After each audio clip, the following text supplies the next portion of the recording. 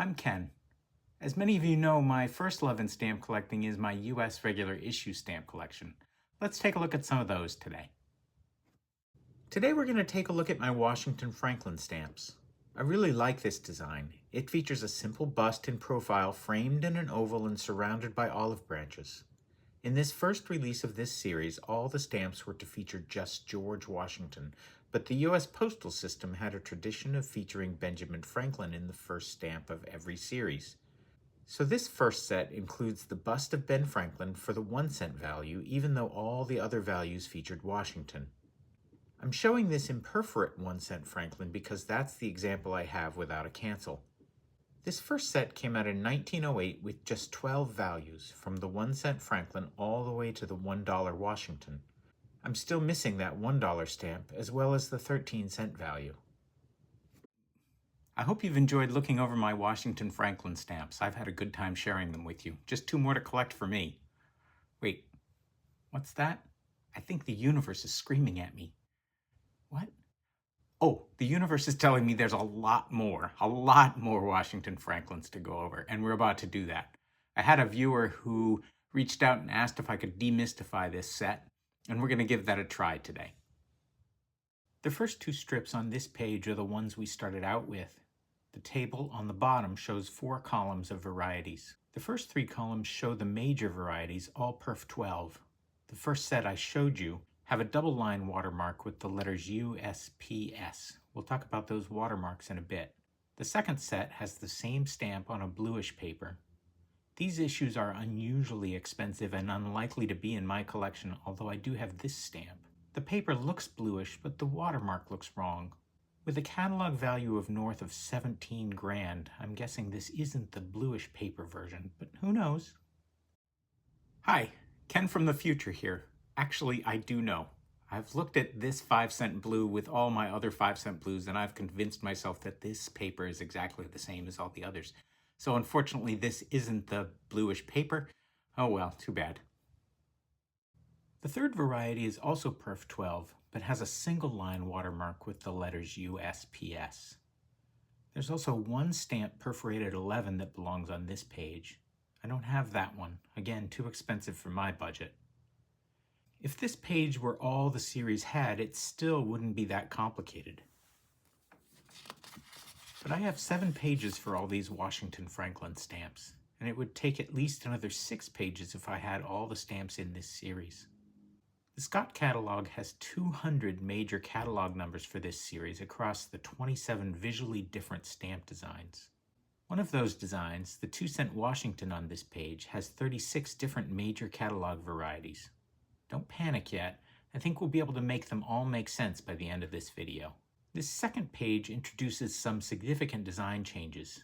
I use 4 pages to hold all the varieties of these in my collection. First, Washington takes Franklin's place on the 1-cent stamp. Don't worry about old Ben. Franklin moves to the higher values starting with 8 cents. The new Franklin stamps have a different design. The olive branches have been replaced with oak leaf clusters, along with a number of other design changes. The text for U.S. postage has been shaped around the oval frame, and square corners have been added to the top right and left of the outer frame. At the time, the post office made no statement about the switch from olive branches to oak clusters. This was 1912. Remember that Germany and France had these stamps out at the same time. These stamps featured olive branches symbolizing peace and swords symbolizing strength. The oak clusters could be considered a symbol of strength from the U.S. A subtle message? Perhaps. 1912 was 2 years before the start of World War I, although the U.S. wouldn't enter the war until 1917. In U.S. history, Washington was first the lead general in our Revolutionary War. His stamp features the olive branch of peace. Franklin, on the other hand, was a diplomat to France, seeking their aid in that war. His stamp features the oak clusters. This series adds a totally new high-value design for the $2 and $5 stamps. These designs look more like they belong to the 4th Bureau issues that follows this series. Here's the new Franklin design alongside a 4th Bureau stamp. The new high-value design has triangles in the upper corners and its number values are framed with circles. Which set would you say this design is part of? Unfortunately, I don't have any of these higher value Franklin stamps yet. They are more expensive than usual, but not out of range for a splurge. Each of them are available on eBay for less than $50. Someday, maybe. The final big change is the 1 and 2 cent stamps. Instead of the words 1 and 2 being spelled out, these stamps use the same numbering design as the other stamps. Given how similar these stamps look, the difference can be subtle when you're sorting through a pile of these things. And I promise, if you start to build any sort of US collection, you're going to get a pile of these, particularly these 2-cent reds. These 4 pages include 4 major sets of these updated designs. The most common set is on this second page. I'm missing 4 of them, but I only have space here for 1 more on this page. 2 of the ones I'm missing are those $2 and $5 Franklins. I think I'm going to have to add a page for the dollar value stamps and move the $1 stamp to that page. Then if I shift the other stamps over, I'll have room for the 2 others I need. On this third page, I have room for some of the odd printings. We'll get into them in a while. Finally, this last page has more room for odd printings, and for now includes the Perf 10 flat plate printing. That's going to have to go on its own page when I get more of them. Like I said, I'll walk you through how to tell all these stamps apart soon. Next, I have coil and imperforate versions of these stamps. This is yet a third table of Washington Franklin issues. And this is my second page of Washington Franklin coils and imperfs. Thankfully, it's also the last page of my Washington Franklin collection. There's a lot of variety in this set with watermarks, design differences, perforations, printing and paper types, but we'll break all that down. You might have noticed that I have little yellow sticky notes hanging off the side of some of my pages. Those are notes to my non-collecting family members for the future when maybe, I'm not here anymore, to help them to know what to do with these pages. I know it's morbid, but it seems like a good plan for me. Anyway, in my notes, I've also put for my family members that they shouldn't expect to get full catalog value for these stamps, that they should expect to get on the order of 10%. But I have marked every stamp in my album pages that's worth more than $50 in the most recent catalog I have. A good tool for them to know how to dispose of this album if they ever need to do that. And I also find it's a useful tool for me when I'm looking through these pages to know just which stamps on each page are treasures, something that I should pay special attention to. These 3 tables outline all the major catalog numbers for the Washington Franklin stamps. I'm sure you won't be able to read them here. I put copies of them on my blog for you to reference later. The first table is what I use for those issues released with 1 and 2 spelled out in the denomination of the first 2 stamps. These early stamps featured Washington on the higher value stamps. These are all on the first page of my collection. The second table is from the next 4 pages of my collection. Those are the stamps that feature Franklin in the higher values and where the denomination of the first 2 stamps are numbers. Finally, the third table covers all the imperforate and coil versions of these stamps. And so here we have the first sort for distinguishing these stamps. Let's simplify this image like this. Basically, we start our mental sort this way.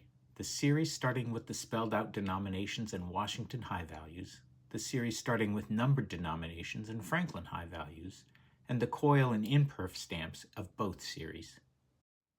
I took about 3 shots trying to figure out the best way to make these stamps easy to understand. They're easy for me when I use my own tables, but I made the tables, so I think it's pretty easy for me to parse them. Anyway, I do think this set is a puzzle.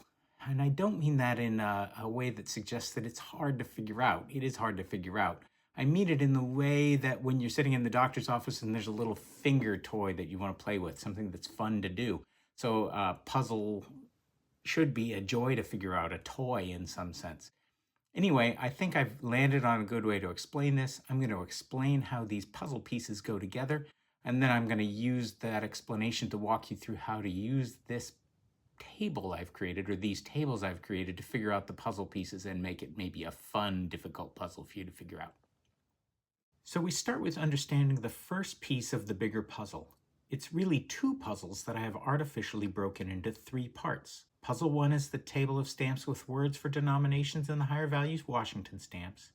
And puzzle 2 is the table of stamps with numbers for the denominations and high-value Franklin stamps. There's a lot of overlap between the two puzzles. You could be forgiven for thinking they are one big puzzle, but it's better to think of these as two distinct puzzles that look an awful lot alike. I've artificially broken out a third puzzle, the coils and imperforate stamps. This third pseudo-puzzle is a convenience, really. It's fake. I've structured it this way because it makes it so much easier to look at the pieces of the other two puzzles. Think of this third puzzle, this fake puzzle, as the edge pieces of the two other puzzles. The pieces of the third puzzle belong with the other two, but putting those pieces out on their own helps us solve the bigger puzzle, the real puzzle of how to identify each individual stamp. The joy in this set comes from holding an individual stamp, a puzzle piece, and trying to figure out where it fits in our puzzle. Except in our case, we have two puzzles and they kind of look the same. I'm thinking maybe I have a product idea there. So let me prepare you for how to solve the puzzle by walking you through the components of each piece and showing you how to use these tables to decide where it fits. Each piece in our puzzle has the following characteristics. Of course, we have denomination, color, and design. These are trivial to understand for sure, but we still need to sort by them. I start solving these two puzzles by sorting my stamps by denomination, color, and design. Altogether, there could be up to 30 piles of stamps, but at any given time, you're unlikely to have stamps in every pile. There's a pile for the spelled out 1 green Franklins, and a pile for the spelled out 2 red Washingtons. Next, you'll have piles for the numbered 1 green Washington and the numbered 2 red Washingtons. Add in piles for the rest of the numbered Washingtons. That could be up to 12 piles. One thing to be careful of here is that the 5-cent Washington can come in both blue and carmine, although you probably won't find the 5-cent carmine. It's a rare printing error. Up next is the vertical format Franklin stamps. There are 11 of these. Finally, there are 3 different horizontal dollar value Franklin stamps. Even though there are only $2 and $5 denominations, the $2 stamp comes in 2 colors, orange red and red. If you actually have piles of these stamps, I'm prepared to be your new best friend. As you do this sort, don't fret too much about the colors and shades for these stamps. These Franklin stamps are all over the place with colors and shades. Just do the sort by denomination like I've suggested here, and later on you'll decide for yourself whether you care about collecting various colors and shades. And if you do decide to collect colors and shades for these stamps, don't expect the catalog is going to be of any help here. There really aren't very many colors or shades listed for these issues. The next characteristic is perforation. This isn't really a video about how to use a perforation guide. If you want me to do one of those, let me know in the comments. Notice how I've put this characteristic under our fake puzzle for coils and imperforate stamps. Those are also types of perforations. These stamps come in a ton of perforation types. That turns out to be really helpful in sorting them since checking perforations is much easier than some of the other checks we're going to have to do. For example, most of the Washingtons with perf 12 belong to the first puzzle. Anyway, these stamps are perforated 12.5, 12, 11, and 10. Oh, and some are perforated 11 by 10 or 10 by 11. The catalog shows this as 11x10 or 10x11. That means the perforation is different on the base than on the sides. Unfortunately, that means for many of these stamps we have to check both the bottom and the side perforation.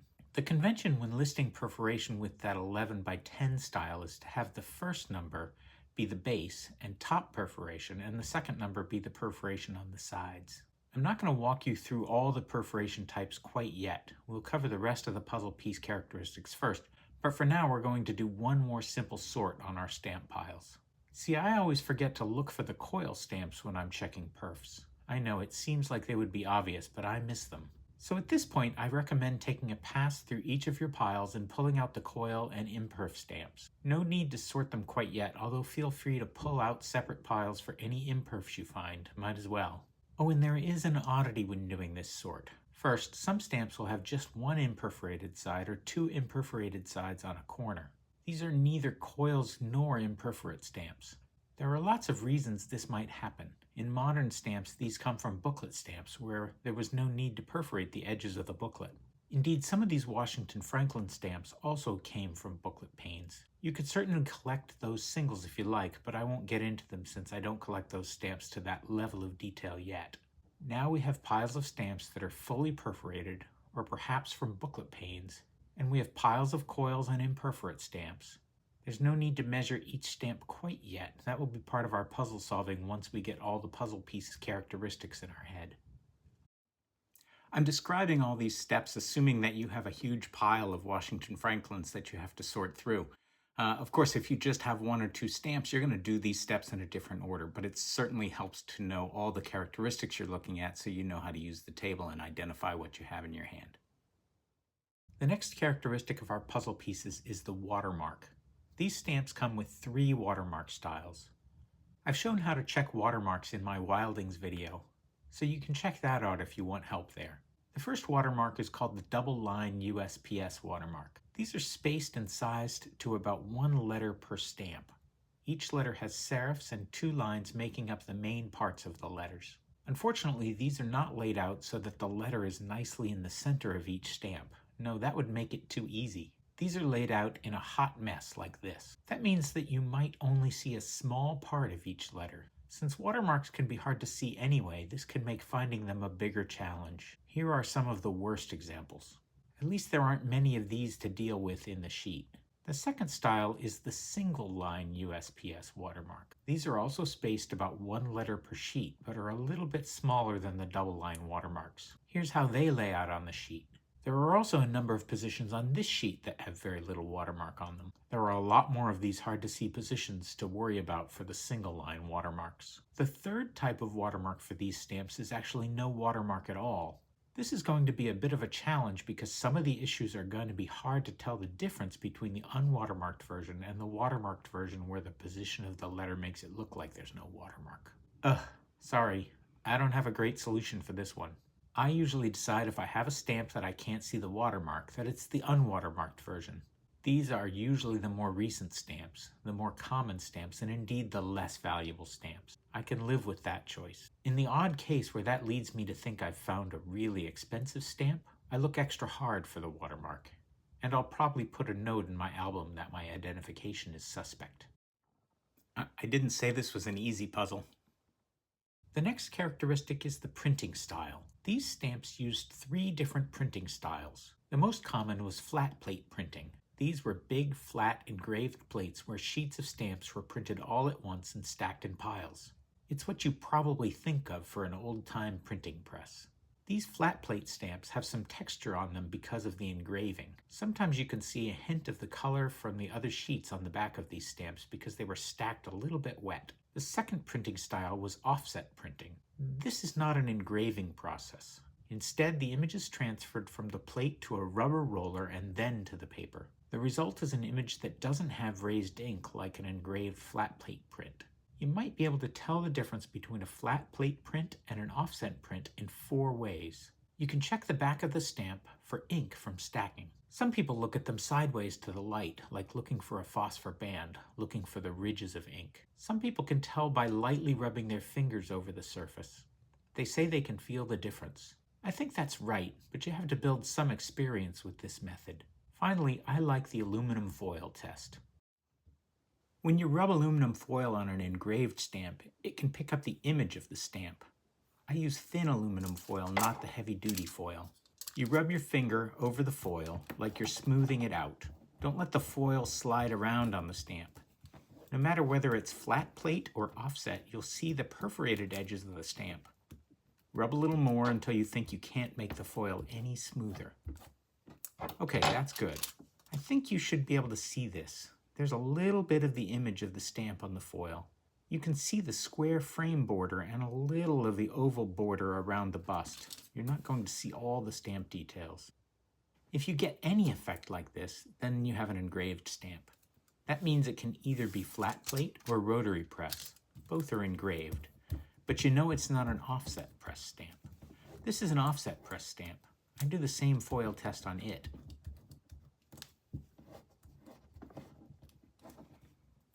That should be enough. You can see the edge of the stamp and the foil is smooth. See, the print area is perfectly smooth. No hint of the underlying image. What I recommend with these stamps is that you hold them up to the light to look for the ink ridges, then rub your finger over them to train yourself how the different stamps feel. Then do the foil test until you feel confident with the other methods. I always wind up using the foil test anyway. So that foil test still leaves us with one other printing method to work out, those rotary press stamps. Rotary press stamps are printed on a round drum, which makes them slightly taller or wider than the flat plate stamps. The difference is just 0.5 millimeter, really small. You can use a ruler and a magnifying glass to see the difference though.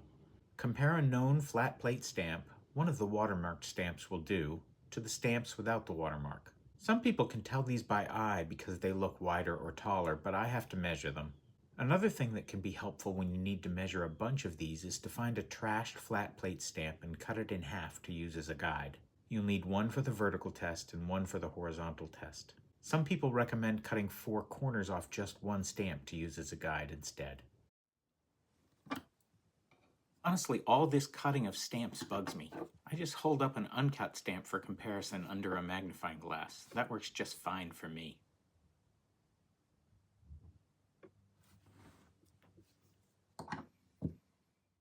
The next characteristic of these stamps is the die types.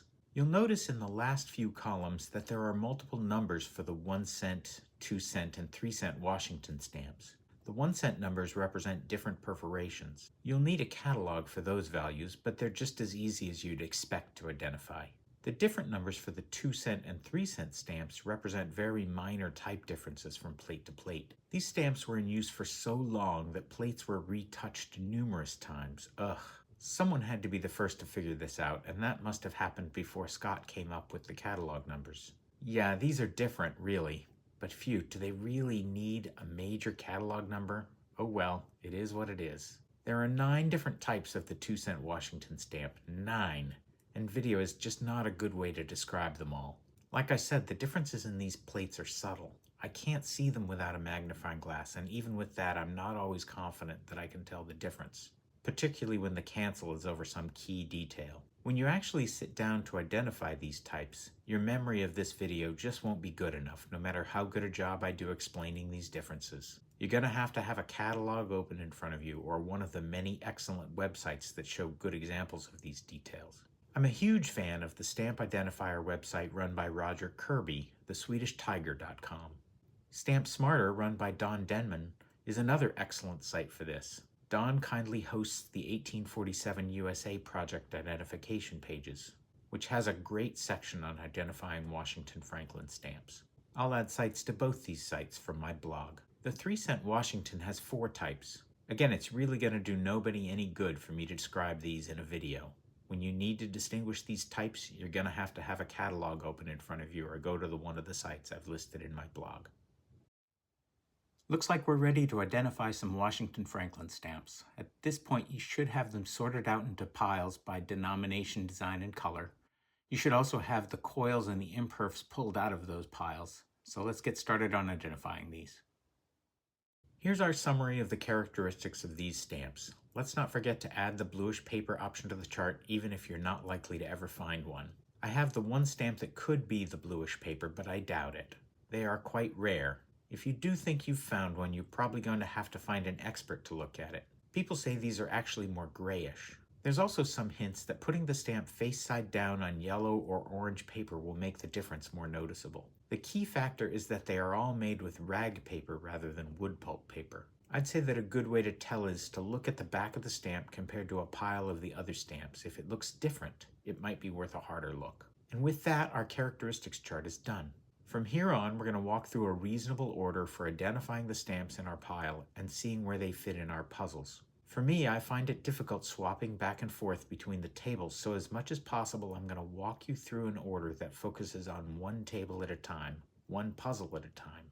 It's far more relaxing for me that way. Let's start with the first puzzle, the one with the spelled out 1 and 2 denominations and the high value Washington stamps. Start with the 1 cent green pile. There are just 3 options for this stamp. First, check the watermark and then check the bluish paper. That's it, simple, 3 possibilities. Next, we'll do the 2 cent Carmen. There are 4 options here.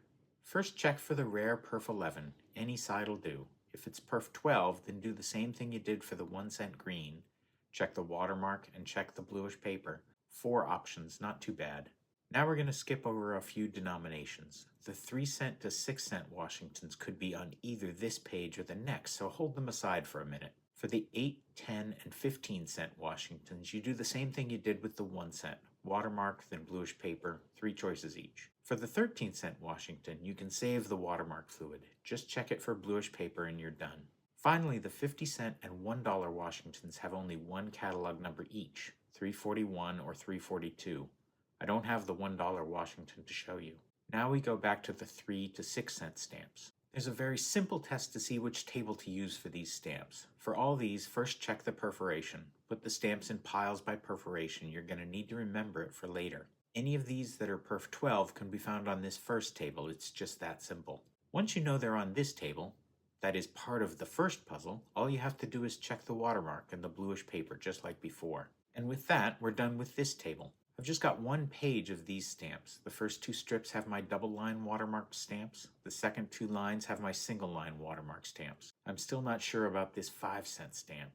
Is it bluish or not? I may get it checked out. Otherwise, I don't have any of the bluish paper issues, nor do I have a perf 11 2-cent stamp. So that's it for this page. I'm happy with my progress on it. Let's move on to our second puzzle. And let's start this puzzle looking at those mid-value Washingtons that we just sorted by perforation. We're going to skip over the 3-cent Washington for a moment and get ourselves used to working with this table. For the 4-cent Washington, if it's perf 11, you're done. It's the flat plate 503 from column 7. The rest should be perf 10. For those, you're going to have to check the watermark. If you see the single line watermark, you found 427 in the 3rd column. If you don't see the watermark, well, perhaps you just didn't see it. But it's probably not watermarked. I would treat it as unwatermarked myself. Anyway, the unwatermarked stamp is 465 from column 6. Next, let's look at the 5-cent Washingtons. The reds, while rarer, are also easier to identify. The perf 10 is 467, the perf 11 is 505. Simple. For the blues, you need to check the perforation and watermark. From there, the process is just like with the 4-cent stamps. The 6-cent works the same way. Perforation and watermarks tell the whole story. Before we do the 3-cent, let's take a look at that 7-cent Washington. The 7-cent can be perf 10, 11, or 12, but the perf 12 is not part of that first puzzle. It belongs here. So check the perforation and the watermark and you've solved the 7-cent puzzle piece. Now we can work on the 3-cent Washington. You should figure out the watermark and perforation for these stamps, just like with all the other Washington stamps. But there are 2 more characteristics needed to narrow these stamps down. The order matters a bit for this one. If the stamp is perf 11, you need to check the printing process first. Use the foil test to check if it's a flat plate or offset printing, then check for the die type. If it's a flat plate, you only need to look at the die types 1 and 2. If it's the offset printing, you only need to look at die types 3 and 4. I'll point out that if you think you have an offset printing stamp with die type 1 or 2, then you've done something wrong. Recheck the stamp's characteristics. And that's one of the nice things about this series, actually. If you get a mismatch and think you found a stamp that isn't in the table, you have a good clue that you need to take a second look. It's a chance to improve your technique. It's like trying to push a puzzle piece into the wrong spot. If it doesn't fit, you don't push harder, you just look harder. That frustration is part of what makes puzzles fun. You'll get it eventually, and there's satisfaction in that. Okay, now you're ready to tackle the 2 hard stamps, the 1-cent green and the 2-cent red. But by now you know they won't be hard. Tedious perhaps, but not hard. You have all the tools you need. You've practiced them all with the lower values, so now just do what you already know. Check the perfs and narrow it down with the table. For the 1-cent, you're going to have to check both the vertical and horizontal perfs.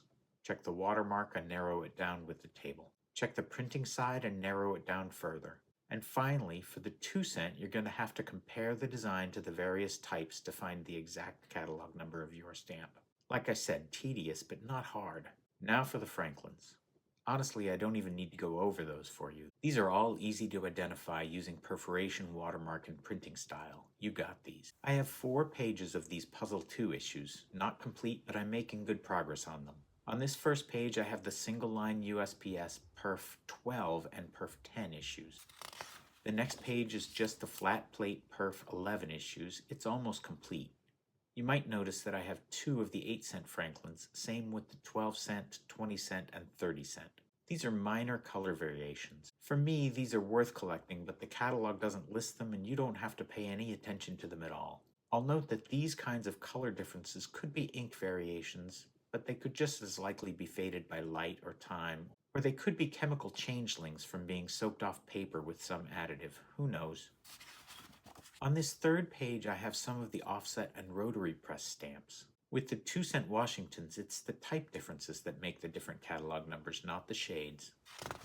And this is my last page for puzzle number 2. These are largely the flat plate Perf 10 stamps, but take note of the stamp in the first strip. That one is the single line watermark Perf 11, a real rarity that was just sitting in a pile of reds waiting for someone like me to find it by patiently going through the steps I've shown you. It can be worth the effort. Now we get to our last puzzle, the fake puzzle, because they really belong mixed into the other 2 puzzles. These are our edge pieces, the coils and imperforate stamps. These stamps also offer the largest potential for finding treasure, or at least they are the stamps I've found the most treasure in. I'm guessing I'm not the only one who overlooks these stamps by accident. You know, when you're faced with a big pile of reds and greens, the temptation is to just set them aside. It's a lot of work to sort through them, and you tell yourself that most of these are so common that it's just not worth the effort. Your proof is in the fact that you have such a big pile of them. I have that same temptation, but don't succumb to that. At the very least, take a pass through for the coils and imperforate stamps. These are really worth the time. Just like with the Franklins, there's no point in going through this table line by line. You know all the tools now. It's just a matter of working through the characteristics of each stamp to identify them. I might need to point out that for coils, the perforations can be on the horizontal sides, the top and bottom, or the vertical sides, the right and left sides. I marked those in this table with H and V just once per group. And there's one more thing you might need to know to get these right. There are some coil stamps that just seem different than you might expect. Note the little square cutout on the edges of this one. The upper ones are cut short on this example. When these were released, there were a number of companies that made stamp vending machines. They would cut up the imperforate sheets and add their own, what are called private perforations, to the stamps, so they worked with their private vending machines. If you see one of these perfs that doesn't seem to line up with a column on the table, you might have one of these private perforation stamps. First, you're going to treat these like an imperforate stamps for the purpose of getting the catalog number.